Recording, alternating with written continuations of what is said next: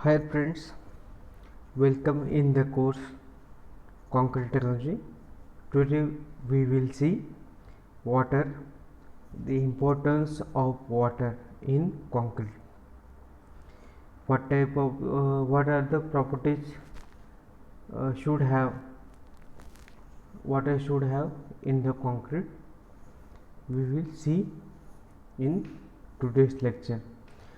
Water is an important ingredient of concrete as it actively participates in the chemical reaction with cement. Since it helps to form the strength giving to the cement gel, the quantity and quality of water is required to be looked into very carefully. It has been discussed in at the time of cement chapter about the quantity of mixing water, that is consistency of cement. In practice, very often great control on properties of cement and aggregate is exercised, but the control on the quality of water is often neglected. Since quality of water affects the strength, it is necessary for us to go into the purity and quality of water. Generally, quality of water for construction works are same as drinking water. This is to ensure that the water is reasonably free from such impurities as suspended solids, organic matter, and dissolved salts, which may adversely affect the properties of the concrete, especially the setting, hardening, strength, durability, etc. The water shall be clean and shall not contain sugar, molasses, or curd or their derivatives, or sewage, oils, organic substances. If the quality of water to be used for mixing is in doubt, cubes of 75 millimeter in cement mortar of 1:3 mix with distilled water and with the water in question shall be made separately. The latter type of cubes should attain 90% of the 7 days strength obtained in cubes with same quantity of distilled water. Let's see the quality of water. The qualities of water in concrete. A popular yardstick to the suitability of water for mixing concrete is that if water is fit for drinking, it is fit for making concrete. This does not appear to be true statement for all conditions. Some waters containing a small amount of sugar would be suitable for drinking, but not for mixing concrete, and conversely, water suitable for mixing or making concrete may not necessarily be fit for drinking. Some specifications require that if the water is not obtained from source that has proved satisfactory, the strength of concrete or mortar made with questionable water should be compared with similar concrete or mortar made with pure water. Some specifications also accept water for making concrete if the pH value of water lies between 6 and 8 and the water it is free from organic matter. Instead of depending upon pH value and other chemical composition, the best course to find out whether a particular source of water is suitable for concrete making or not, is to make concrete with this water and compares its 7 days and 28 days strength with companion cubes made with distilled water. If the compressive strength is up to 90%, the source of water may be acceptable. This criteria may be safely adopted in places like coastal area or marshy area, or in other places where the available water is in nature and of doubtful quality. However, it is logical to know what harm the impurities in water do to the concrete and what degree of impurity is permissible is mixing concrete and curing concrete. Carbonates and bicarbonates of sodium and potassium affects the setting time of cement. While sodium carbonate may cause quick setting, the bicarbonates may either accelerate or retard the setting. The other higher concentrations of these salts will reduce the concrete strength. If some of this salt exceeds 1000 ppm, that is part per million, test for setting time and 28 days strength should be carried out. In lower concentration, they may be acceptable. The brackish water contains chlorides and sulfates. When chlorides does not exceed 10,000 ppm and sulfate does not exceed 3000 ppm, the water is harmless. But water with even higher salt content has been used satisfactorily. Salts of manganese, tin, zinc, copper and lead causes a marked reduction in strength of concrete. Sodium iodide, sodium phosphate and sodium borate reduces the initial strength of concrete to an extraordinarily high degree. Another salt that is detrimental to concrete is sodium sulfide, and even a sulfide content of 100 ppm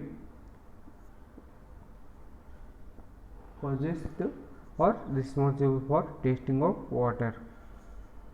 Silts and suspended particles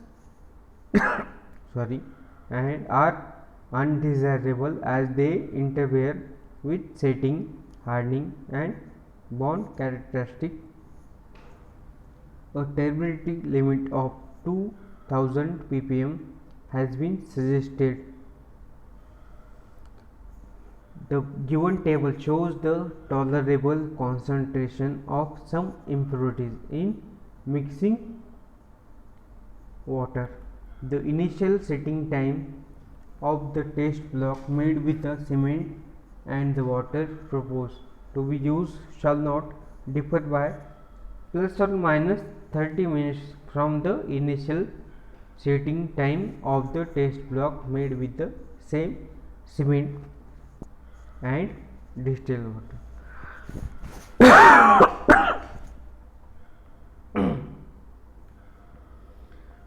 The table number 4.1 shows the tolerable concentrations of some impurities in mixing water, in which the impurity is shown in one column and the tolerable concentration of particular impurity is shown in front of that column, in which the sodium and potassium carbonates and bicarbonates, the tolerable concentration is 1000 ppm.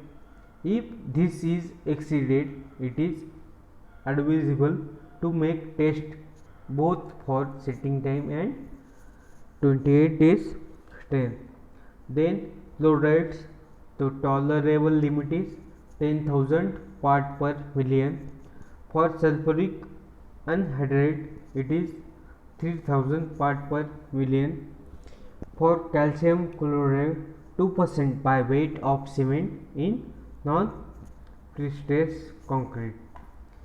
Sodium iodide, sodium sulfate and sodium arsenate, sodium bondate, the tolerable limit is very low. Sodium sulfate, the limit is even 100 part per million. One test on water. For sodium hydroxide 0.5% by weight of cement, provided quick set is not induced. Then the salt and suspended particles 2000 ppm. Mixing water with high content of suspended solids should be allowed to stand in as setting basin before use. Then total dissolved salts are, the limit is 15,000 ppm. For organic matter it is 3000 ppm, and the pH of water shall not be less than 6. These are the tolerable concentration of different impurities present in the water. Then some guidelines should also be taken into consideration regarding the quality of water. To neutralize 100 ml sample of water using phenolphthalein as an indicator, it should not require more than 5 ml of 0.02 normal sodium hydroxide. Then second point is, to neutralize 100 ml of sample of water using mix indicator, it should not require more than 25 ml of 0.02 normal H2SO4, that is sulfuric acid. And last guideline is, the permissible limits for solids is given in table. Like for organic material, as per IS 3025, the permissible limit is 200 milligram per liter. For inorganic material, that is 3000 milligram per liter. Then for sulfates, that is 400 milligram per liter. For fluorides 2000 milligram per liter for concrete work not containing embedded steel, and 500 milligram per liter for reinforced concrete work. And then suspended material, the limit is 2000 milligram per liter as per IS 3025. Algae in mixing water may cause a marked reduction in strength of concrete, either by combining with cement to reduce the bond, or by causing large amount of air entrainment in concrete. Algae which are present on the surface of aggregate have the same effect as in that of mixing water. Then we see what is the role of water in concrete. First of all, the binder, that is concrete. When water is added in cement, the hydration reaction is happen. The cement consists of mainly lime 75 to 77%, then silica and alumina, that is 12 to 15%, and iron oxide, the limit is 0.5 to 6%, and water consists of hydrogen and oxygen. The main reaction happen due to adding of water in concrete or cement is hydration reaction. Concrete achieves its strength through a chemical process is called hydration. Hydration is a complex process, but in simple terms it is the reaction between water and cement in the mix. Then role of water in concrete for hydration reaction. The figure shows on x-axis the time, that is first in minutes, then hours, and then days, and on y-axis the rate of heat of hydration or evaporation. In the graph shows 5 phases on first stage, second stage, then third, then fourth and fifth.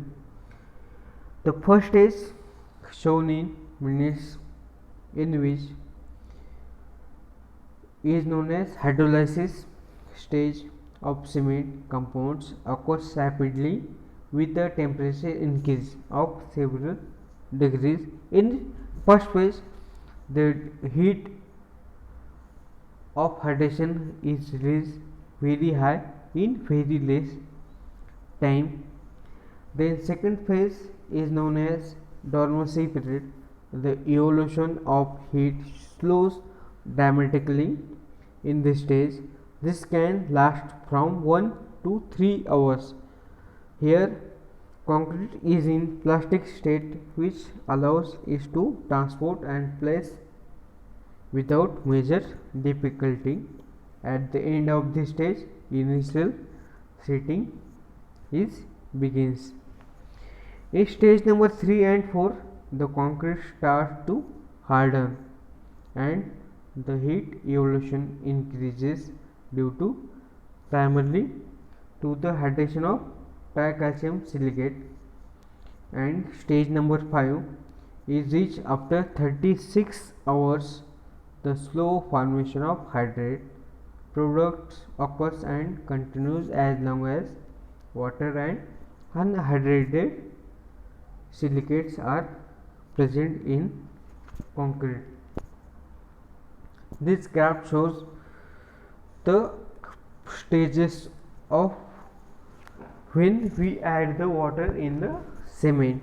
There are 5 stages. The first stage is very rapid, or it has very less time. The graph shows the role of water in concrete or water cement ratio. What should be the ratio of water to cement? The figure shows when water cement ratio is less, the strength of concrete is high. It means that water cement ratio is inversely proportional to the strength of concrete. Less water cement ratio gives you the higher strength of concrete.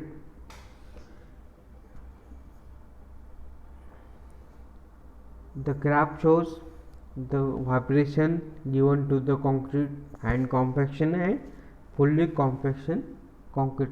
Less water cement ratio, higher compressive strength.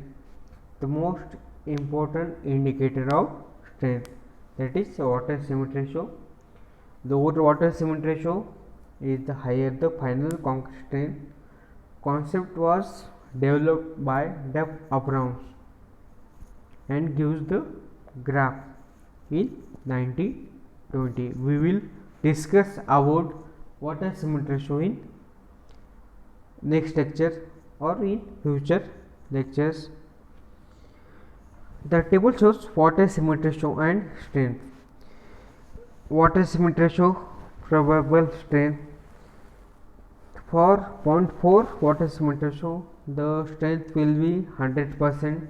Point 5 water cement, the strength is 87, and for point 8 last, the probable strength of that concrete is 44%. The below of the table, the factors are given for low water cement ratio and high water cement ratio. The strength factor for low water cement ratio is high. For low water cement ratio, the strength of the concrete is high, and high water cement ratio, it is low. The permeability of concrete for low water cement ratio is low, and for high water cement ratio is very high. The shrinkage for low water cement ratio is low, and for high is high. Then we see the use of seawater in for mixing concrete. Seawater has a salinity of about 3.5%.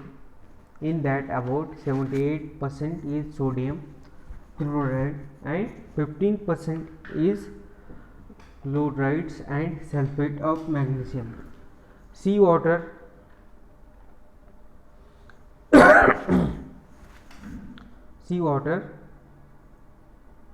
also contains small quantities of sodium and potassium salts. This can react with reactive aggregates in the same manner as alkali in cement. Therefore, seawater should not be used even for PCC if aggregates are known to be potentially alkali reactive. It is reported that the use of seawater for mixing concrete does not appreciably reduce the strength of concrete, although it may lead to corrosion of reinforcement in certain cases. Therefore, seawater is we will not use. It is pertinent at this point to consider the suitability of water for curing. Water that contains impurities which cause staining is objectionable for curing concrete members whose look is important. The most common cause of staining is usually high concentration of iron or organic matter in the seawater. Water that contains more than 0.08 ppm of iron may be avoided for curing if the appearance of concrete is important. Similarly, the use of seawater may also be avoided in such cases. In other cases, the water normally fit for mixing can be also be used for curing.